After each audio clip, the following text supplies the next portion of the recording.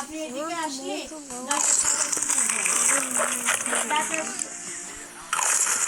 না না সে ডাক্তার সাথে আসছে, কারণ সে হচ্ছে অন্য গাছ লাগানো লাগে, যত্ন করা লাগে, ডাটার শাক তো যত্ন করা লাগে না, সে তো খালি ছিটাইছে হয়ে গেছে। আমার হিউজ পরিমাণ বেশি ছিল, সে সব ছিটাই দিয়ে দিয়েছে।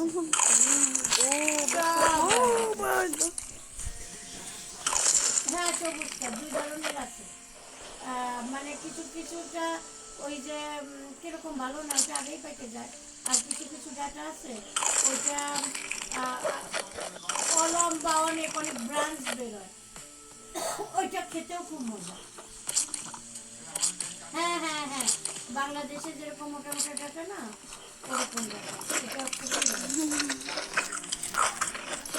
আমি সে বলে যে আমি লাল শাকের বেশি শিখেছি, কিন্তু লাল শাক ওঠে না।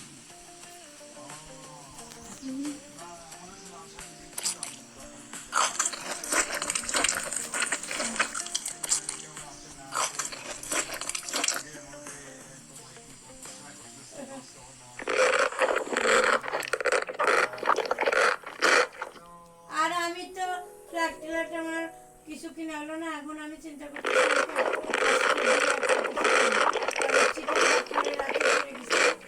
এখন আমি চাইতেছি টাইম নিয়ে আসতে দিলে তখন একটু আগাই, বুঝে শুনে আগাই, মানে তাড়াহুড়ো করতে চাই না, কপালের ব্যাপার।